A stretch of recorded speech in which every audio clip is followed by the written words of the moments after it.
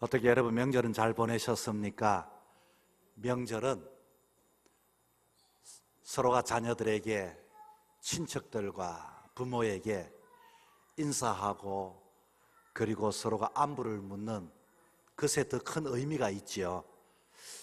이번에 가족들이 모였을 때 많은 사람들이 긴 연휴 동안 가족들이 모여 즐거움을 가지지만, 그러나 우리나라에도 내 가정당 한 가정이 독고가정, 1인 가정이라고 말을 합니다.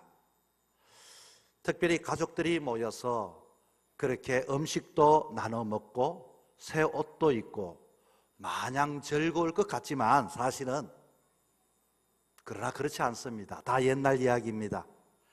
가족들이 모여도 아이는 아이대로, 그리고 어른들은 어른대로 모두가 조용하게 핸드폰 하나 들고 고개를 숙이고, 가족이 모였다고 하지만 왜 이런 현상이 생겨났을까요? 이제 더 이상 필요한 것이 없다는 것입니다. 의지할 것이 없다는 것입니다. 요구할 것이 없다는 것입니다. 그게 다여 서로 옆에서도 별 감동이 없는 시대에 우리는 살아갑니다. 그런데 우리 가정에 이번 명절에는 정말 명절 같은 명절 맛배기를 본 사건이 하나 있었습니다. 아들 부부도 오고 딸 가정도 자녀들이 와서 한 집에 같이 잠을 잤습니다. 그런데 잠을 자고 아침에 일어나서 되어도 모두가 전부 각자의 방에 문을 꼭꼭 닫고서 일어나지 않았습니다.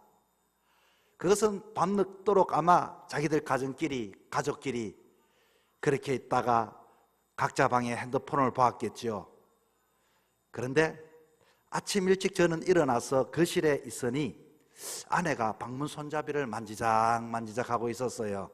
얼마 있잖아 방에서 제가 있는 거실에 전화가 온 겁니다. 아니 방에서 왜 전화했을까요? 그냥 나와서 부르면 되지. 속으로는 이렇게 생각했습니다. 아이들이 잠이 들었으니 밖에 있지 말고 방으로 돌아오라는 그런 전화가 아니었을까 생각을 했는데, 그런데 그게 아니라 아주 작은 목소리로, 여보 나 문 좀 열어줘. 문고리가 고장난 것 같아 만지다가 잠겨서 내가 갇혀있어. 제가 문 손잡이를 위아래로 흔들어 봤습니다. 꼼짝하지 않는 것입니다. 달그닥 혼자서 영을 쓰고 있는데 갑자기 이 딸 가정이 자는 방에서 문이 확 열리더니 사이를 위시하여 저르르 놓으더니 무슨 일이냐고. 그리고 또 아들 며느리가 문이 열리더니 무슨 일이냐고. 제가 말했습니다. 엄마 갇혔다. 온 가족 식구가 방문 앞에서 모두가 파자마를 입고 밖에서 망치를 때려보기도 하고 꼼짝하지 않았습니다. 엄마는 갇혔고 밖에 가족회의가 열렸습니다. 문고리를 부숴야 하느냐, 119를 불러야 하느냐, 수리공을 불러야 하느냐, 지금은 영업할 때가 아니다. 그렇다면 어떻게 이걸 해결할 수 있겠느냐? 방 안에 열쇠가 있는데 베란다를 통해서 전달받자. 그래서 전달받기 위해서 그러면 열쇠를 전달하다가 12층에 떨어뜨리면 안 되니 이 봉지에다가 넣어야 되지 않겠느냐 했더니 봉지를 구해오고, 그리고 좀 긴 작대기에서 밀대를 가져오기도 하고, 그런데 고정이 안 되니 테이프를 또 찾아서 테이프를 붙여보기도 하고, 그렇게 해서 열쇠를 가지고 이와 같이 떡 하려고 가봤더니 웬걸 방 안에서 베란다 쪽으로 문을 열고 손이 맞대에 닿이는 거야. 어쨌든 그렇게 해서 이 사이가, 아버님 문을 부숴도 됩니까? 아 되지. 힘을 줘서 손잡이를 부숴도 문이 열려지지 않습니다. 이제는 구멍 소리를 할머니 괜찮아요 부터 시작해서 모든 사람들이 열기 위해서 밖에 있는데 저는 뒤에 서 있었습니다. 그런데 우리 딸 아이가 뒷모습에 사진을 찍어서 아마 페이스북에 올렸던 것 같아요. 우리 교회 여집사님이 평을 밑에 했습니다. 그 와중에 목사님은 웃고 계시네. 제가 아내가 갇혀서 고소해서 웃는 것이 절대로 아닙니다. 정말 가족이 그렇게 모여도 말 한마디 별로 없는 가족이 협동하는 모습이 흐뭇해서 웃었습니다. 여러분, 저는 생각했습니다. 옛날에는 가족이 모여 함께 음식도 만들고 함께 이야기도 하고, 그리고 때로는 어려운 이야기 또 좋은 이야기 서로 나눠 가졌는데, 이제는 모두가 요구사항도 없고 필요도 없고 모두가 이야기할 게 없습니다. 모였다고 하지만 혼자 된 가정만 고독한 것이 아니라 가족이 모여도 이와 같이 말이 없는 가족이 다 되어버렸습니다. 그러나 그 가운데서 깨달았습니다. 아무리 그렇다 할지라도 위기 상황 속에, 어려움 상황 속에 가족들은 점잖게 있지만, 그러나 자기의 맡은 역할들을 감당하면서 이와 같이 어려움을 헤쳐나가고자 하는 그 모습이 너무 귀하게 보였습니다. 오늘 본문은 이렇게 말합니다. 10절에 봤더니 각각 은사를 받은 대로. 무슨 말 합니까? 평소에는 아무것도 아닌 것 같지만 위기상 앞에, 문제 앞에 우리는 이와 같이 하나가 될 공동체라고 하는 것입니다. 그렇습니다. 은혜 맡은 청지기란 말로 시작을 하는데, 청지기는 주인을 위하여 존재하는 것이 청지기 아닙니까? 그런데 여기 본문에 봤더니 서로 마지막이 가까워올수록 서로를 잊어버리지 말자고 서로라고 하는 말을 끊임없이 써붙여 놨습니다. 여러분, 말세가 되어지면 가족이 있다고 하지만 혼자입니다. 말세에는 군중 속에 고독이라는 게 있지 않습니까? 그러나 우리 신앙의 공동체, 믿음의 공동체는, 우리는 그럴수록 그와 같은 상황 속에서 믿음의 공동체는 어떻게 살아가야 할 것인가, 마지막 때가 가까울수록 서로를 이와 같이 연약함을 바라보면서 도와주고 하나가 되어야 할 공동체가 가족 공동체요, 신앙의 공동체라고 하는 것입니다. 본문은 우리에게 세 가지를 말해줍니다. 첫째는 열심으로 서로 사랑하라, 이렇게 가르쳐 줍니다. 여러분, 열심이라는 말은 뭡니까? 원어의 뜻을 봤더니 잡아 늘어 당긴다는 것입니다. 쉽게 말하면, 여러분 고무줄 잡아 당겨 봤습니까? 그냥 막 당기지 않지요.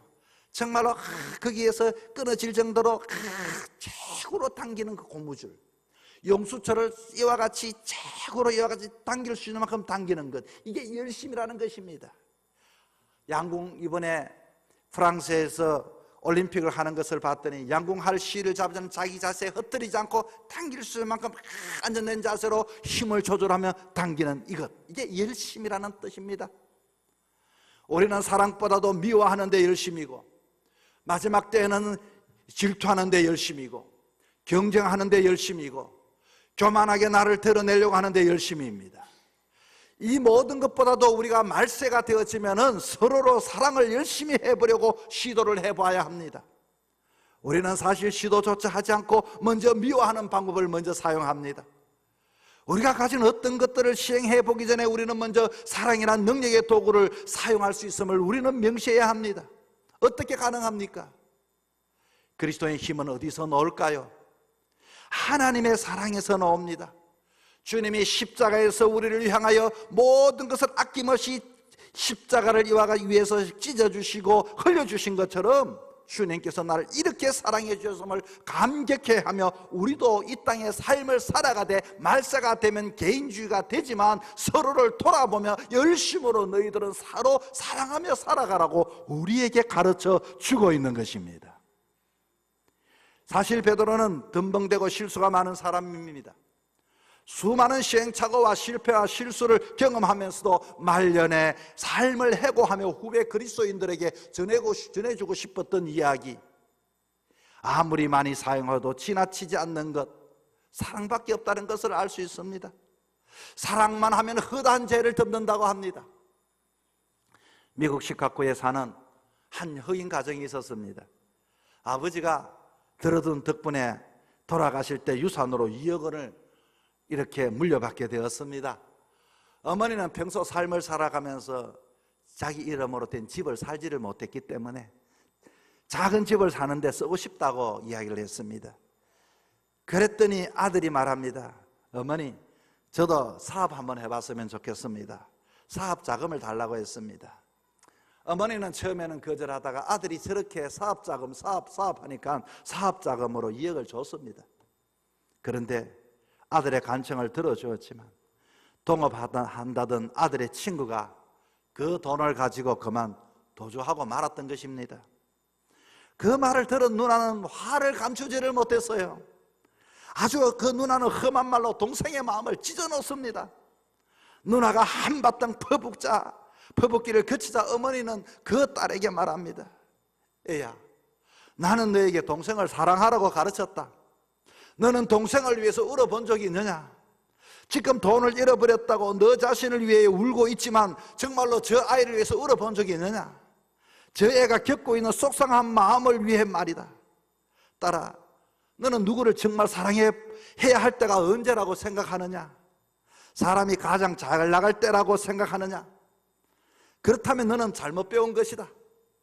정말로 누군가를 가장 사랑할 때는 그가 가장 힘들고 어렵고 낮아졌을 때, 그때 사랑해야 할 때임을 너는 알아야 한단다. 왜냐하면 세상 모든 사람이 그를 비난하기 때문에 그는 지금 갈 곳이 없단다. 그런데 너가 누나면서도 그를 그렇게 채찍질 했어야 되겠느냐? 여러분 어떻습니까? 힘들고 어렵지만, 내가 감당하지 못하지만 그리스도의 사랑을 생각하며 내가 할 수 있는 최고로 이와 같이 늘려가는 그 사랑, 늘려서 덮어버리는 그 사랑 말입니다. 여러분은 생애에 화끈하게 사랑해 볼 때가 있습니까? 뜨겁게 사랑할 때는 정신없잖아요. 정신없이 사랑할 때는요, 두 사람이 만나면 추운 줄도 몰라요, 더운 줄도 몰라요. 밖에 이번에 얼마 더웠습니까? 공원에 나가보면요, 그렇게 더운데 이 젊은 남녀들이 그래 더운데 손을 꼭 잡고 있는 모습을 보면 어떻게 더운데 저렇게 손을 잡고 가느냐, 이해가 안 됩니다. 근데 가만히 생각해 보니 과거에 저희들도 그렇게 했거든요. 여러분, 정말로 내가 사랑하게 되어지면 실수도 덮여지게 되는 겁니다. 사랑하게 되면 마냥 좋기만 한 것입니다. 그래서 사랑을 하면 눈에 콩깍지가 씌었다는 말을 왜 합니까? 보이지 않습니다. 모든 것들을 다 덮어낼 수 있기 때문에 그런 것입니다. 말세가 되면은 우리는 사랑하는 마음들이 점점 줄어듭니다. 부모에 대해서도, 자식에 대해서도, 함께하는 사람에 대해서도. 본문은 우리에게 가르쳐 줍니다. 서로 사랑하라고 가르칩니다. 열심으로 서로 사랑할지니. 그 순간 허물이란 것이 다 없어집니다. 아무것도 보이지 않아요.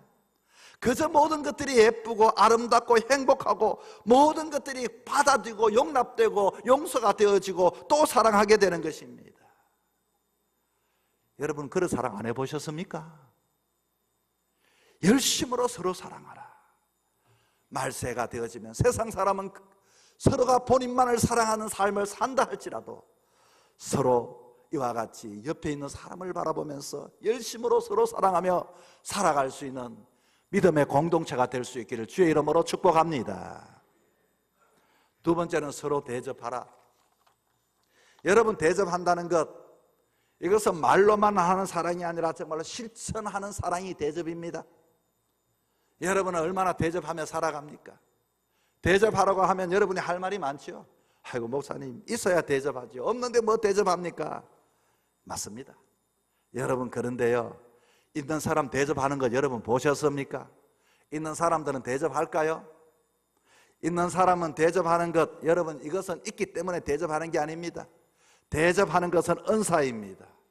말세가 되면 서로가 계산하지 대접하지 않습니다. 여러분, 자식들도 마찬가지입니다. 있는 자식, 정말 있는 집에 있는 자식들, 여러분, 그 자식들은 막 펑펑 대접하는 거 보았습니까? 물론 그런 자식도 있습니다. 그런데 그걸 왜 그렇게 대접하고 그렇게 하는 줄 아십니까? 평소에 부모가 그렇게 하는 것을 보았기 때문에 그렇게 하게 되는 것입니다. 아무리 부한가족, 아무리 가졌다 할지라도 그런 부모 밑에서 그렇게 하는 부모를 보지 못한 자녀들은 그거 하면 안 되는 줄 알고 있습니다. 대접하는 것은 은사입니다. 가졌기 때문에 하는 게 아닙니다.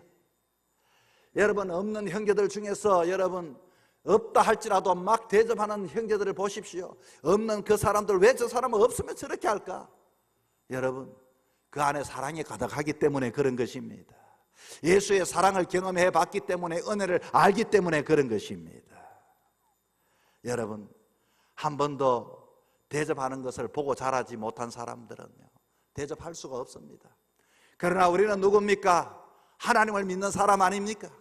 정말로 이 대접은 나 혼자 받는 것이 아니라 서로가 이와 같이 필요할 때마다 필요를 채워주는 이 삶은 말세에 우리 그리스도인들이 해야 할 신앙의 삶의 정신이 되는 것입니다. TV 동화 행복한 세상이라고 하는 것에 자장면 2그릇이라는 내용이 있습니다. 이렇습니다. 저녁 무렵 음식점 출입문이 열리더니 한 아이가 어린 2 동생을 데리고 들어왔습니다. 그리고서 자장면 2그릇만 시키더니 동생이 말합니다. 언니는 왜 안 먹어? 왜 3그릇 안 시키고 2그릇 시켜? 그랬더니 언니는 말합니다. 점심 때 먹은 게 취한 것 같아. 그렇게 누나는 오늘 막내 동생에게 오늘은 너 생일이니 맛있게 먹으라고 이렇게 말을 전해줍니다.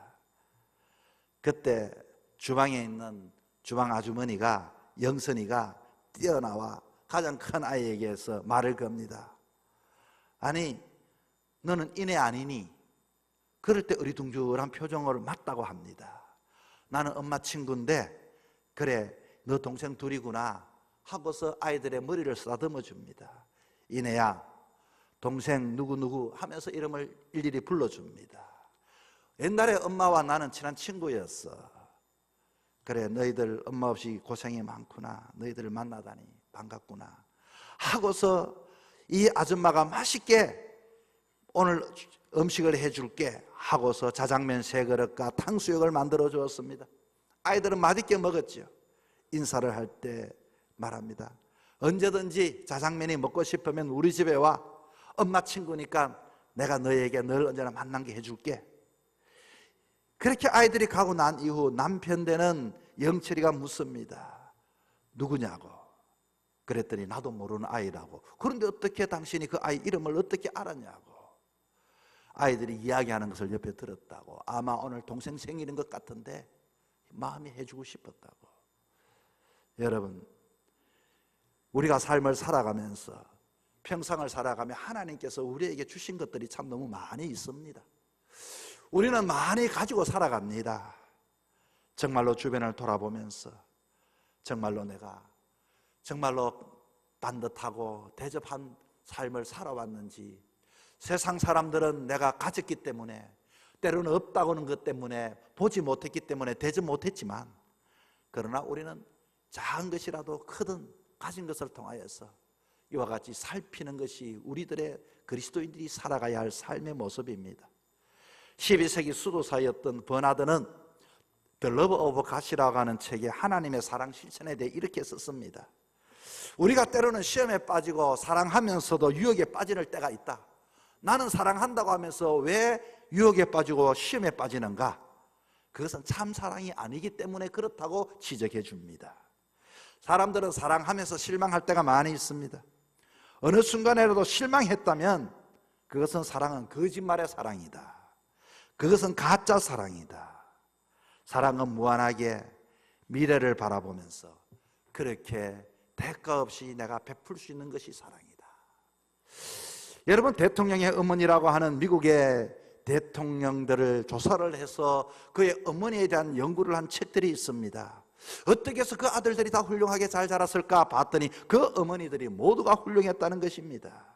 그 어머니들이 누군가 봤더니 어머니의 특징들이 나와 있는데 그 특징 중에 그 어머니들은 낙심하는 사람이 없었다는 것입니다.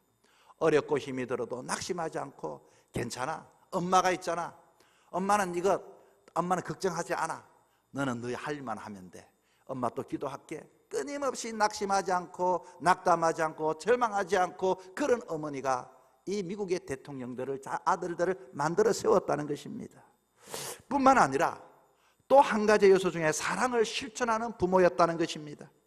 손님이 오면 대접하고 그리고 자선 사업을 하고 자녀들 앞에 보여주고 실천하니까 그 아이 마음에도 나도 어른이 되어지면 사람들과의 관계 속에 어떻게 하면 그렇게 살 수 있을까 하여 정치인들이 되더라는 것입니다. 여러분, 사랑은 말이 아닙니다. 사랑은 실천입니다. 사랑은 우리 주변에 나를 통하여 하나님께서는 끊임없이 사람들을 붙여줍니다. 작은 것이지만 이와 같이 그들의 필요를 채워주는 것. 그래서 우리는 성경은 말합니다. 서로 대접하라. 원망 없이 대접하라고 말을 합니다. 원망이 뭡니까? 대접하는 일에는 원망이 생길 수가 있습니다. 여러분, 한때 사람을 평가할 때 사람의 IQ가 얼마나 될까? 얼마나 사람이 많이 가졌는가?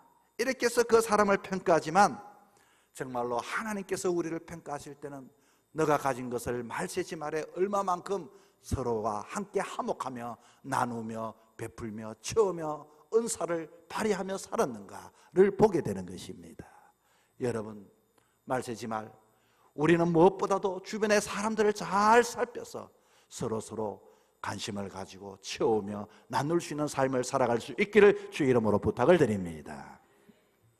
세 번째는 서로 봉사라입니다. 여러분, 봉사라고 하는 말 서비스입니다. 우리는 식당에 가면 서비스가 시원찮으면 마음이 불편해집니다. 하나님께서는 우리로 하여금 세상을 향하여 서비스하라고 말합니다. 요한복음 13장 14절에 내가 너희들의 발을 씻겼다. 그런 거로 너희도 서로 발을 씻기는 것이 옳으니라 마땅하니라 이렇게 가르쳐 주고 있습니다. 내가 너희의 발을 씻겼으니 너희들도 씻겨주는 것이 마땅하다, 당연하다는 것입니다. 예수님이 우리를 위하여 죽으셨습니다. 세상에 오실 때부터 섬김 받으려 함이 아니라 섬기려고 대성물로 주려고 오셨다고 했습니다. 우리가 섬기는 것은 마땅한 것입니다. 이철환 작가의 연탄길의 내용입니다. 점심시간이 되자 정이 많은 김대리가 계단에 혼자 식사하는 청소 아주머니를 끌고 사무실로 들어온다. 그리고 함께 도시락을 펴고 아줌마 뭐 싸왔어요? 같이 밥 점심 먹어요 하고서 이렇게 너스레를 떨었습니다. 그 청소 아주머니는 부끄러운 듯이 반찬을 내어놓는데 김치밖에 없었습니다. 김대리와 다른 동료들은 창피해하는 아주머니의 김치를 먹으며 아주머니 너무 맛이 있어요 하고 인사를 건넵니다. 그런데 창수는 그 김치를 보는 순간 그 김치는 시들었고 김치청도 낡아서 불결해서 먹는 척만 하고서 한 조각도 먹지를 못했습니다. 창수는 밥을 다 먹고 미안한 생각이 갑자기 들었습니다. 그래서 아내가 보온병에 싸준 율무차를 이렇게 2잔 분량의 머그잔에 가득 따라서 아주머니에게 드시라고 권했습니다. 자신들은 직원들과 함께 자판기에 커피를 마셨고 아주머니는 다 마시고 너무 맛있게 먹었다면서 몇 번이나 인사를 하고 머그잔을 깨끗하게 씻어주었습니다. 창수가 퇴근을 했더니 아내가 그 남편에게 묻습니다. 여보, 율무차 맛이 좀 이상하지요? 왜? 제가 설탕을 넣는다는 게 맛소금을 그 율무차 안에 넣어두었거든요. 창수는 아무 말이 없습니다. 아주머니의 김치가 불결하다고 생각할 때 그럼에도 아주머니는 소금을 넣어 짠 율무차를 마시고서 너무 맛이 있다고 고맙다고 인사까지 하신 그 아주머니, 밤이 늦도록 잠을 이루지 못했고 이불 소리만 밤의 고요를 깨웠습니다. 여러분, 우리의 선한 일들은 때로는 이렇게 부족할 때도 많이 있습니다. 그렇다 할지라도 그 태도와 마음으로 서로 이해하며 감사하는 것 아니겠습니까? 우리의 봉사를, 우리의 섬김을 기다리는 사람들은 그 내용이 좀 부족해도 이와 같이 그 태도와 그 마음을 더 귀하게 여기고 맛이 있다라고 말하고 있는 것입니다. 여러분, 말세의 삶을 살아갑니다. 가족이 왔다고, 자녀가 왔다고 이렇게 함께 모여 즐겁지만, 올 때도 즐겁지만 갈 때는 더 반갑다고 이렇게 말을 합니다. 힘이 들기 때문에 와도 별 의미가 없죠. 여러분 어떻습니까? 혼자 고독한 이 세상, 가족이 있어도 고독한 이 세상, 말세지 말 우리 그리스도인은 어떻게 살아가야 할까요? 그렇습니다. 서로 우리 옆에 이웃이 있음을 잊어버리지 말아야 합니다. 공동체가 있음을 잊어버리지 말아야 합니다. 서로 열심으로 사랑하고 서로 원망 없이 대접하고 서로 봉사하며 살아가는 것, 이것이 우리 그리스도인들이 이 세상 속에 살아가야 할 삶의 모습이 아니겠습니까? 남은 여정의 삶도 그렇게 하나님의 자녀로서 삶을 살아가는 저와 여러분의 삶이 되기를 주의 이름으로 부탁을 드립니다.